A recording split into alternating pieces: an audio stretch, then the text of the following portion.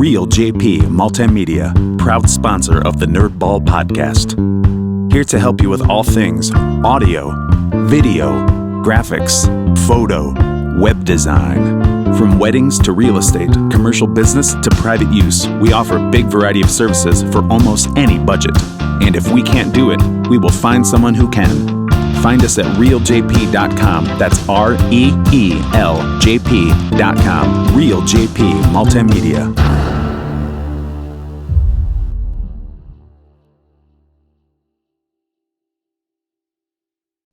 I'm Abdul, and this is the Nerdball podcast.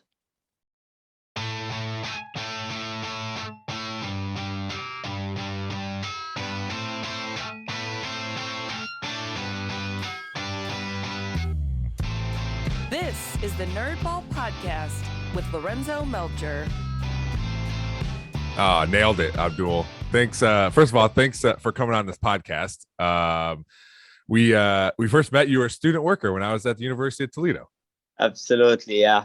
Yeah, and you're working to be. Say it again. This time of my life. Yeah. You were always so like. No matter what we were gonna have you do that day, you were always just like, "All right, let's do it." Like so happy. Yeah, man. I don't know if I've ever seen you mad. Yeah, it's very, very rarely when I get mad. Yeah. Just try to be positive. Yeah, well, that's good. That's good. And it was you were an awesome worker, and I had no doubt that whatever you decided to do. I think were you trying to be an engineer? I can't remember. Yeah, I graduated with construction engineering degree. Okay. Yeah. Okay. Yep.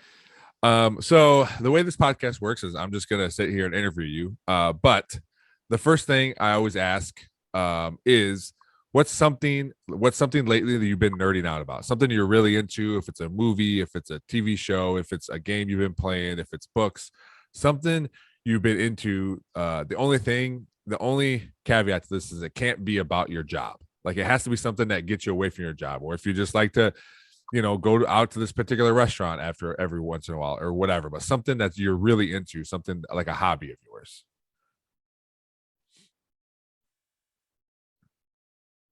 Can you hear me? Oh no. We tried so hard to fix this.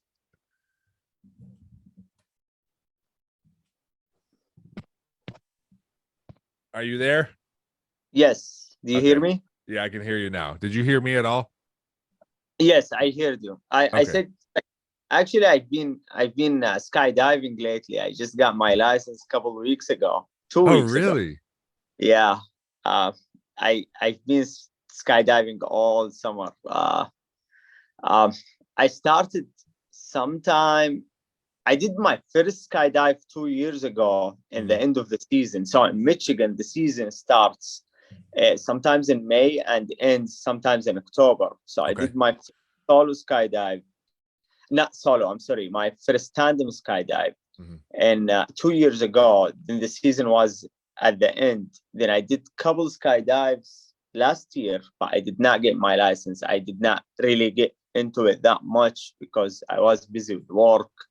But this summer, I decided I'm gonna do it. I'm gonna go and I'm gonna get my license, and I did as much as I could, and I just got it 2 weeks ago. What made you? Because I have no interest in skydiving, and we might have even talked about this when we were working at UT. You might have mentioned it. But what made you want to skydive? I've been wanting to do it since I was in high school. Do you remember Felix Jump, the guy who jumped from? Yes. Yeah, I was in high school at that time, and I was in Saudi Arabia. And we did not have at that time any skydiving places.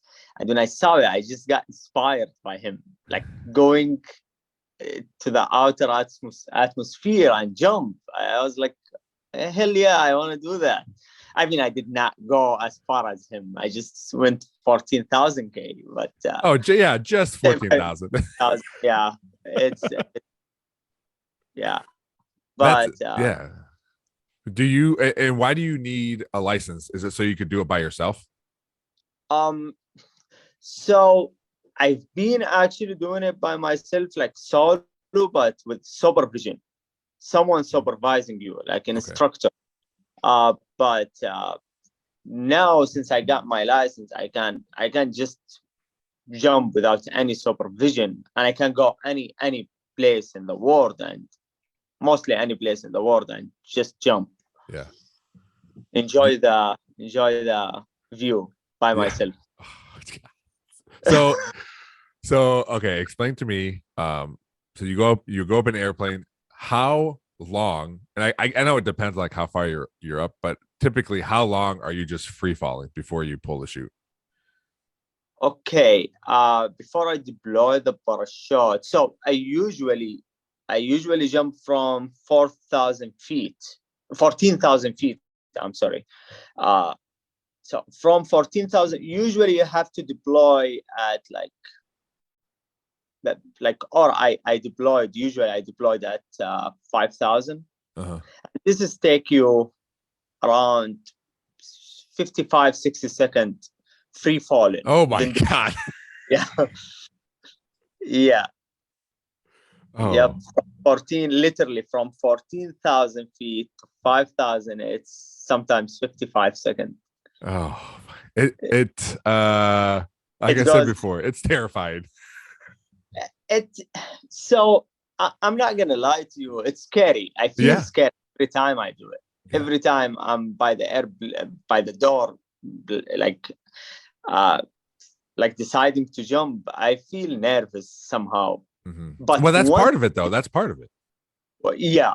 but that's what makes, like, that's one of the part that makes skydiving something fun or Mm-hmm. something inspiring for me. Mm-hmm. But once you jump, once you decide to take that step, Yeah. everything is fun. There is nothing scary in life. Yeah. There is just fun, and that's what makes you go back again and again and again to do Yeah. it. Yeah. Does you're married now? Does your wife do it with you?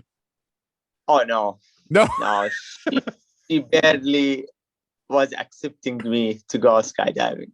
Oh, she didn't even want you to go.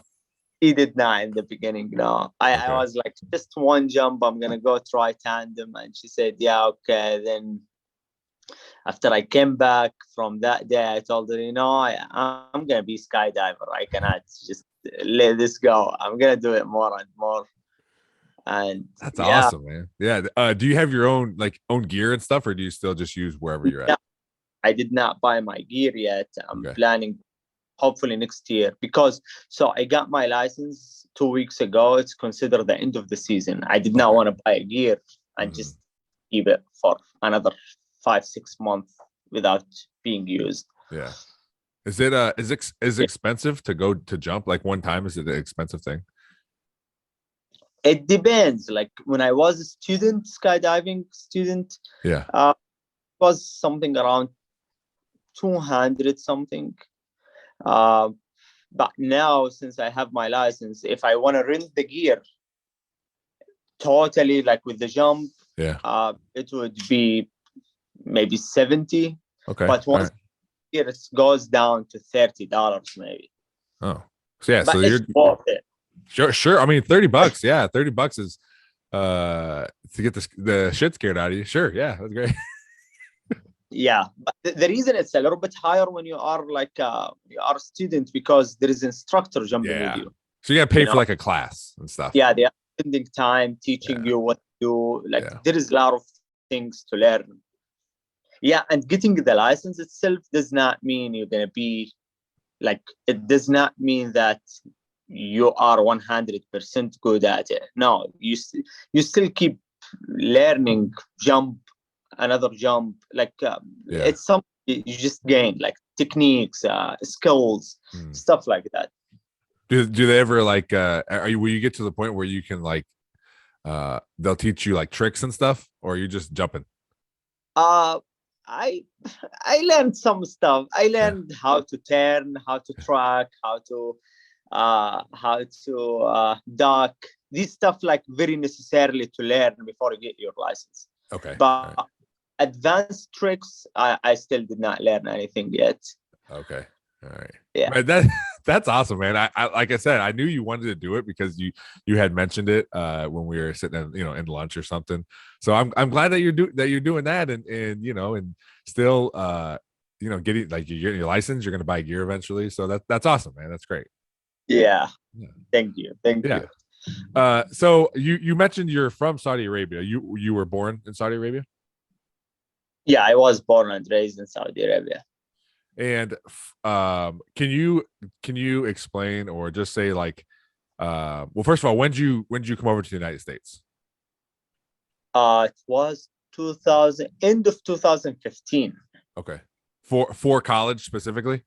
Yeah, I came for college. Okay. All right. So you're in Saudi Arabia. What's where you're living at specifically? Like what's like a typical day? I would assume it could be pretty typical to us, but if it's not, like I want to know like what's different about living in Saudi Arabia as opposed to here for you, not for anybody else, but just specifically for you. That's a good question. Living in Saudi Arabia, it's like there was nothing like challenging in Saudi Arabia for me. Yeah. You know what I'm saying? This is how I put it. Like my life was very normal in Saudi Arabia. Like I have my family there. I have a house there. I did not have to pay for. My family paid for. I'm going to college. I did college in Saudi Arabia. Okay. Before I decide to come to the United States. Waking up in the morning. The housekeeper, like waking me up in the morning. My clothes are ready to go to school. Waking up, going to school, finishing school, come back home, eat dinner, and just like literally that's going out after that, doing something. That's basically a typical day for me in Saudi Arabia. In the weekend, going hanging out with friends or something. I got to the point where I just like got bored of that. I did not want to do it anymore. I wanted something challenging. I wanted something different. I wanted to do my stuff by myself. You know what I'm saying? Yeah. Yeah. So I decided to move Did somewhere. you? Yeah. Yeah. Did you play any sports in high school? I played soccer, not in high school, not for school itself. I mean, I played in school, but there was not like something like here, like where they do like competitions and stuff like that. But I played soccer ball for like every day of my life. So you just play like with your friends recreationally? Yeah, and stuff. with my friends, the neighborhood or stuff like that. Yeah, we got yelled at a lot of times neighbors because we used to hit their car the soccer ball. I'm sure. Yeah. I'm sure. Well, what's this? Literally, this is my house. This is our neighbor house. Yeah. The street between us. We just make the field and just play soccer ball. Yeah. Well, This Well, that's how. I mean, even now, my kids play in the street. They play football, American football, and they'll throw that, or they'll play baseball with tennis balls. And every once in a while, I'll walk out there and they're hitting it, and it hits, goes across the street and hits the house across the street. I'm like, all right, guys, like let's focus on what we're doing here. So yeah, it's the same thing. It's kids wanting to be kids, and parents sometimes don't like it. Yeah. But now, if you ask me to play soccer ball, I'm really bad at it because I lost. I have not played soccer ball for like 5 years. Oh, really? Yeah. Did you, when you came over here, did you find places to play at all, or I played on twice. Oh, okay. I came here like at UT, at University of Toledo. Like they have a soccer ball field. Okay. But you just get busy with life. You get busy with school, then work. You just no time. Yeah. Do you have brothers and sisters? Yes, I have 2 brothers and 1 sister. Where do you fall along in there? Are you in the middle? Or are you oldest, youngest? I am in the middle. Yes. Yeah. Do you feel so? I'm a middle child also. Do you feel that? And it's very, when I talk to other people who are middle kids, it's like firstborn, everyone loves the firstborn, and then the next is the baby, like, oh, here, that's the baby of the family, and then the middle is just like, yep, they're there doing whatever. Like, do you feel like not neglected, but just like nah, it's hard to say because it sounds so negative. Hits. What's that? The middle child takes all the hits. Oh, You know what I'm saying? like, explain, like what do you, like, for you, Your like, younger brother makes a mistake, you get blamed for it. Because he's your older brother, just when we are kids, he just give you the orders, you know? Yep. Yeah, you're That's right. how it probably even here. You know, like, oh, 100%. Yeah. You're just like, you don't know what's going on sometimes. It's like being in middle management at a company. You're just like the boss gives you orders, and then your direct reports always just when they mess up, it's your fault. Yeah.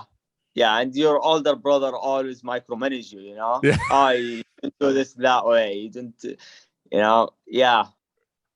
Yeah, man. Yeah. Well, yeah, we get it. So yeah, it's after you hit in Saudi Arabia or the 19, your older brother, you can stop him from micromanaging you. Yeah. Like one time, I told brother, don't tell me what to do.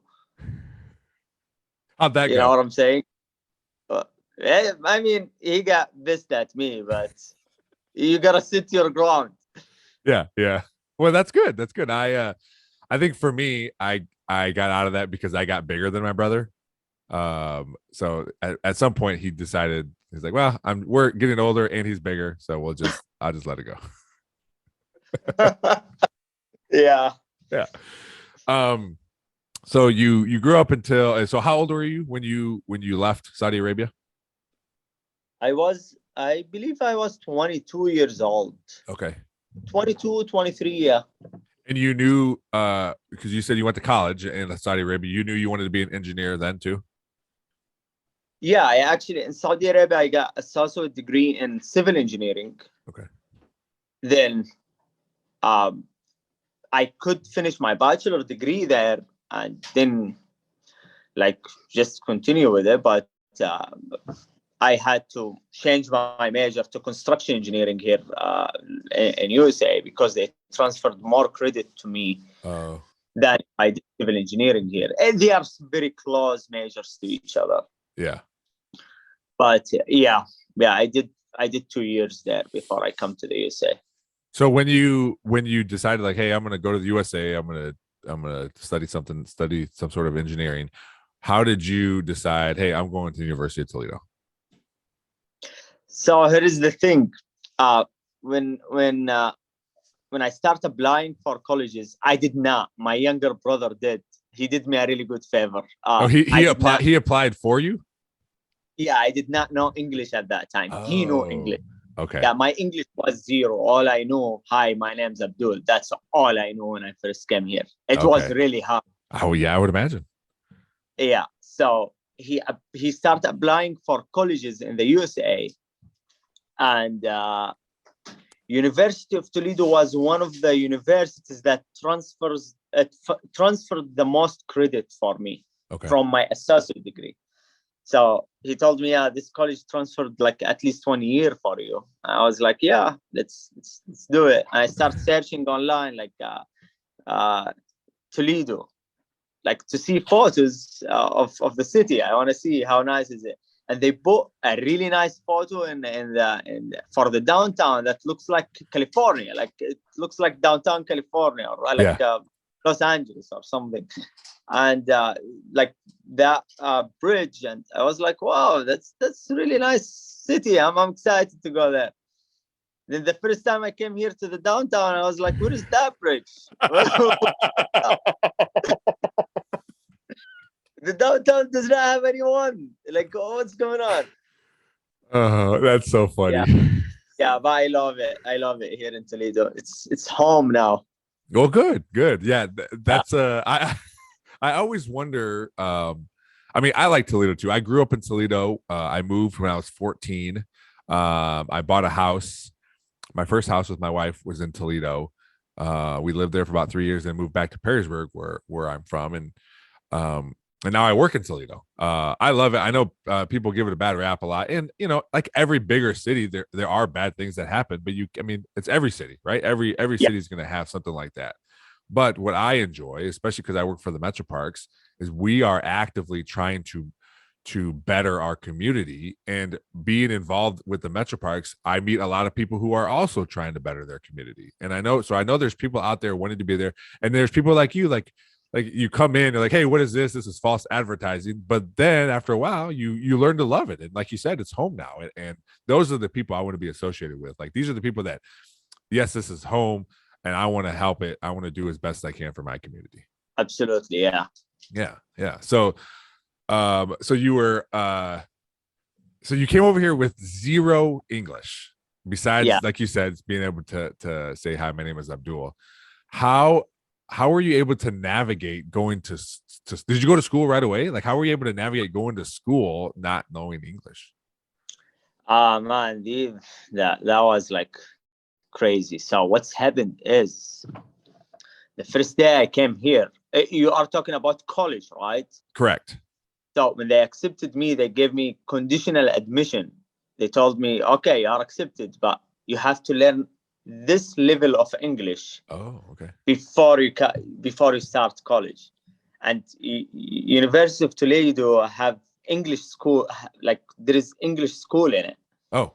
So I went to the English school for a year, and they made me a test, and I passed it. Then after a year, I did the test, I passed it. They told me, oh, okay, you are ready for college. But the first day in college, I did not understand anything my professor was saying.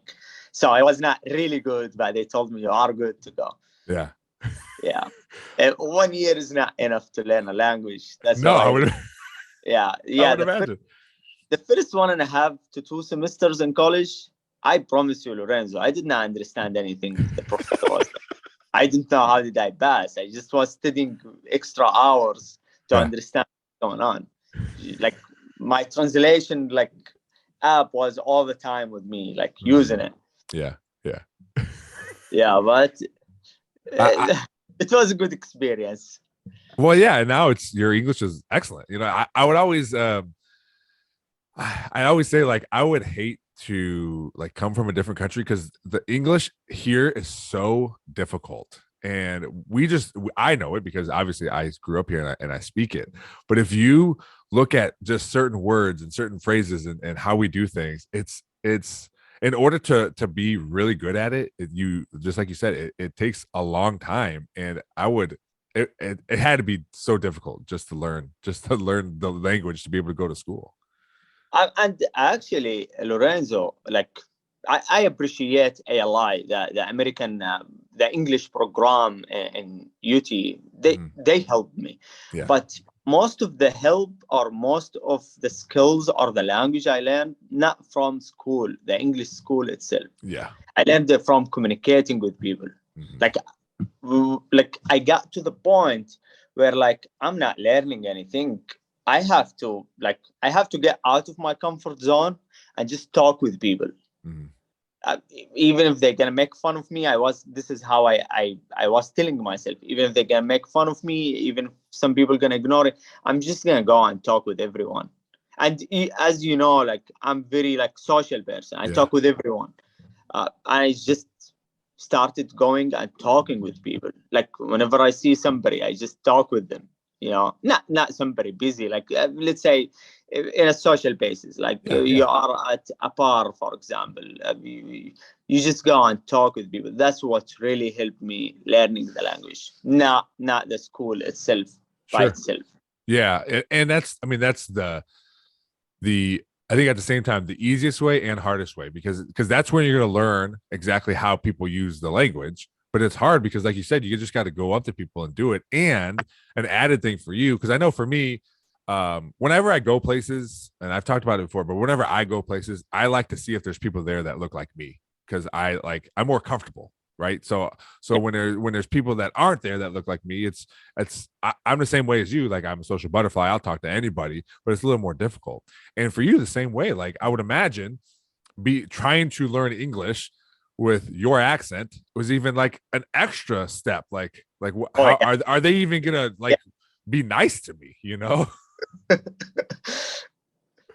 So did that even cross your mind? Like, when I go talk to this person, is it even going to start off okay? It's weird. I never thought about it. Well, that's good. That's good. Yeah. I mean, there was a couple of times where I was like just talking with someone and they show no interest. I just, okay, Yeah. thank you. And it just, it does not really, I never thought about it that way. Well, that's Like good. That's good. I care that much. Yeah. Yeah. So you come here your first couple semesters, you're struggling to get by because you're learning the language and you're going to classes, but you still managed to pass. Like you said, you don't know how, but you did anyway. So as you switch to what'd you say, construction engineering, that's when you came over here, and that's what you're going to school for. And when you're getting towards the end, because you working for us as a groundskeeper, but when you're getting towards the end, I'm assuming there's like internships and that kind of stuff. Did you have to do any of those things? I did not do internship. No. Oh, okay. I operation program when I was in Saudi Arabia, but I did not do internship in the USA. No. Okay. All right. How did you find or how did you go about looking for a job when you were when you were done, or was that something that started even before you graduated? I did actually, after I graduated, I did not work for a whole year because I was applying for my immigration status to be changed. Okay. And COVID happened that time when I graduated, and it got delayed because of COVID. Yeah. So it got delayed a whole year. And I could not work. I was not allowed to work. Like, if you are applying for immigration, you cannot work at that period of time until they give you your green card. So what'd you do in that time? What is it? What'd you do? I know it was COVID, so there wasn't a lot going on, but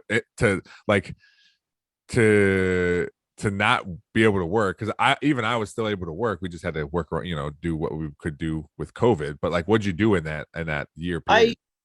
So what I used to do, I used to talk to my friends. Hey, if you want, like, for example, if you want me to help you with your car working on it, I will come work with you. If like, for example, I started studying for my FE exam. I did not take it yet. It's so much to learn still. I started like doing some other activity. There is like, I try to make myself as busy as possible, because staying at home for like long periods of time was not something fun to do. Yeah. And I do not like to stay at home. No, I would imagine. Yeah. Yeah. So I was trying as much as I can to make myself busy at least 6 hours a day. Okay. All right. So you have to wait a whole year before you can even, start looking for a job. So after that happens, you just start applying for all kinds of places, or did you kind of know what you wanted or where you wanted to go? That's what I did. I got my green card today, for example. At the same day, I applied for FedEx to become like what is it called, package handler, because I apply for a job in my field. It's gonna take me at least a month or two, So I applied for FedEx, and after 3 days, I got my job as a package handler. And I applied for what is it called, DoorDash. Oh, okay. Yeah, and I started on both of them like after 3 days, and I started applying for like jobs in my field. And actually, it took me only 3 weeks until I got my interview and I got accepted. Like, they gave me an offer and I accepted it. And I just was literally, Lorenzo, every day I applied for a company, at least one company. Oh, wow. That was like the minimum limit for me. Yeah. I have to apply for a company at least once a day. Did you know like this is when you were doing that, I want to work for this company, or you were just looking for an engineering job? I was looking for like, yeah, project management job. I wanted to be project manager. Got it. Okay. Yeah. Yeah. And I just started applying like construction companies, like, and just, I did not know any company specifically. And I actually was really nervous. And I was like very like anxious about it. Like, am I going to find a job? It's a very stressful time of your life when you finish school and you want to get a job. And but thankfully after like 3 weeks I got a job. Oh, nice. I want to go back to your FedEx job, because I worked at UPS for a summer I was a unloader, so I unloaded trucks at the facility. You what? I was unloading too. Were you? Yeah. I did it in the summer, and those trucks would sit out in the parking lot in the heat for all day, and then they back up, and you got to unload it fast. How did you? I mean, you just enjoy everything, but how did that job go for you? Like that FedEx? I mean, job? honestly, I was wishing to stay a little bit more. Yeah. So I can't, because I was losing weight. I was like, yeah. I was building muscles. Like I felt good. Like the first week, I was not good because I was working every day, like 10 hours maybe. Mm-hmm. And but like after like the first week, the pain starts going, the nice pain, you know, that beautiful pain where you go to the gym and you start like the muscles start like warming up. Yeah, after a week I start feeling good, and like I start losing weight. But it was good. I loved it. Yeah. I didn't mind it. I worked with a friend too, so we would carpool together, and we worked. You know, sometimes we'd work side by side, but I didn't mind it. But it was just after a while. Yeah, there was a couple of days where I was like, "Get me out of here! I didn't want to stay here." Yeah. I mean, my shift was weird. Like I start at 11 p.m. and leave in the morning. Oh, so you work third shift? Yeah, and there was time where I like did not do the whole shift because I was just tired, you know, exhausted. Yeah. But it was fun days. Yeah. If you want it to come back, I would tell you, hell no. But I mean, yeah, no, I get it. I understand. It was like you said. I agree. It was fun. It was, some days were good, and some days were bad. But you know, it's one of those jobs where it was like a college job. So just for a summer, we did it. You know, while we were back from school. Yeah. They pay you good too. Yeah, it wasn't bad. Yeah. But luckily, it sounds like it was I know you had to like apply every day, but 3 weeks seems like a pretty quick to find a project manager job that you wanted. Is that the job? Still assistant project manager though. Okay, all right. So I was just gonna ask, is that the job you currently have then? Yes. Okay, all right. And what is that for you? What does that entail? I mean, I know there's a lot of details, but like just on the surface level, like what do you do? So so I work for a demolition company. Okay. Assistant project manager usually assist the project manager with scheduling, like what I do, like scheduling, reporting. We want to make sure, for example, the project ends at the planned time with no delays, with the same budget. You know, all these factors are important in project management. Yeah. And that's what I love, project management. That's what I want, why I wanted to be a project manager. There is a lot of challenges keeping the project in the same budget with the same time, no delays. I mean, delays happen sometimes. Yeah. Like putting the plan on putting the plan as perfect as possible. You're going to start with this building, you're going to end up with this building, you know what I'm saying? Yep. With a lot of challenging, like the weather. Sometimes the weather delays you, sometimes the machinery, like the machines, you know what I'm saying, the labors. And that's basically what I do. Like keep tracking of the schedule, reporting, planning. I write plans sometimes. Okay. Yeah, that's basically what I do. I work, like I said, I work for the Metro Parks, and we're building a new park downtown, and that's the park that I manage.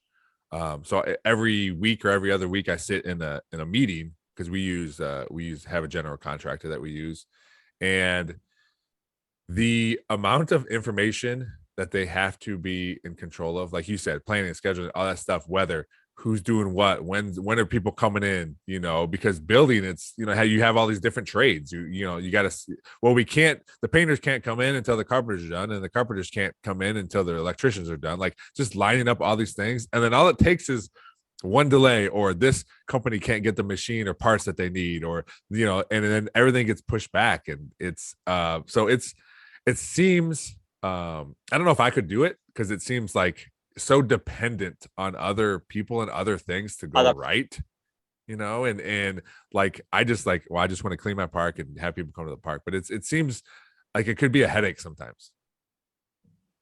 It is. It's like, and it depends on the team too. You need to have a good team working with you. Yeah. You know what I'm saying? It's a teamwork. It's like, it's not you by yourself. Yeah. And I love working with teams. Mm-hmm. You know what I'm saying? I believe if the team is good, it's a big success. Yeah. And that's something that, I know whenever you get an interview, like, people always ask, do you like working by yourself or do you like working with teams? And for me, I always say both, because I'm trying to get hired here. So yeah, I want to work, but same thing with you. I love working with people. Either if it's either I'm in the group where someone's telling us what to do, or I'm the person saying what to do, but we're still one team. And I enjoy that part of my job. Yeah. Yeah. And I would imagine you do too, because you love talking to everybody. Yeah. Yeah. And I remember when we were at UT, before we wrap up here, I do want to, when we were at UT, I think you got engaged when we were there. Yes. Right. Yeah. Okay. And now you're married, right? Yeah. Yeah. So, congratulations on that. I know we haven't seen each other in a while, but I remember you getting engaged while you were working with us. Yeah. I remember you guys all, I was preparing in front of you all. Yeah, that's right. I do. I was so nervous, man. It's nerve-wracking, because usually when, and this is how I felt, usually I'm almost 100% sure she's gonna say yes, because I've known this woman that I'm gonna ask to marry me for 4 years, and in my case, but it's still a nervous thing. And I don't think it's the fact that I think she's gonna say no. I just think it's something you do one time. Hopefully you do one time, and you want it to be awesome, and you want it to be the best, and you want her to really like it, and the ring has to be this, and where's the place, and you want everything to be perfect. And I think for me, that's what was nerve-wracking about it. I just wanted everything to be like the best it could be. Yeah. But I do remember you like talking, now that you said it, talking to us about it. Yeah, I was like, Jesse, I was like sitting in my knees to him and tell him, like, I was like preparing everything. Yeah, because in Saudi Arabia, it does not work where I grew up. It does not work that way. Oh, no? And like, okay, I want to do it the American way. My wife is American. I have to do it the American way. Yeah. And I was like, oh, I have to sit in my knees and I have to get the ring out. Okay, what about if the ring fell down? What about I have to know where I'm sitting then? Because it was like a lot of, and then like speaking the words, it was easy to read it, but saying it was like, was really like, yeah. And honestly, like, when I was preparing, to you guys, I was saying everything perfectly. When it happened, actually, I forgot half of it. I'm serious. Like, did you hand her the a couple days later, like, here's what I was actually supposed to say? I think, yeah, I told her that. But I'm sure she loved it regardless of what you were supposed to say or what you actually said. Actually, it's funny. She told me yes before I even asked her. Oh, really? Yeah. Wait, how'd that happen? Yes. How did that happen? Like I was just like trying to talk, and sometimes like Oh. sometimes with my accent and with my language, it take me a second to say something. Then she just was like, "Oh yes, yes, yes." I was like, "Okay, here you go." You mentioned it's different in Saudi Arabia. How is it different? um, in Saudi Arabia, I mean, the culture is different. You Oh, basically, your family gonna go see somebody for you, and then you're gonna okay. go see that person, and then like from the beginning, you guys know you're gonna get married with each other. Okay. Then you're gonna go buy the rings, and you're not gonna sit in your knees. You're just gonna give it to her, and she's gonna give you your ring. But here, you're gonna meet someone. You're gonna fall in love with them. Then you're gonna go propose to them. It's more fun here. Oh, for sure. Yeah, Yeah, yeah. I agree. it's challenging. Until the day you propose, you are not sure if you guys gonna be together or not, because maybe at some point she's gonna tell you no when you propose. So I would propose 1,000 times before I would ever skydive. That's how scary skydive. Even though proposing is so nerve-wracking, I never jump out of an airplane. I mean, yeah, it's scary, but it's fun. I would propose to somebody that I would know was gonna say no before I jumped out of an airplane. Yeah, you should give it another thought, though. Ugh, Abdul, I don't know. No way. Huh? Maybe if you ever become an instructor, I'll go to you. Yeah, but I don't think I actually can jump with you because you are bigger than me. So, Well, maybe you're just you're given a class, and then you could be in the plane, and I'm jumping with somebody else. okay, sounds good. Well, Abdul, it was awesome to see you. I'm so glad you're doing well. Everything's working out for you.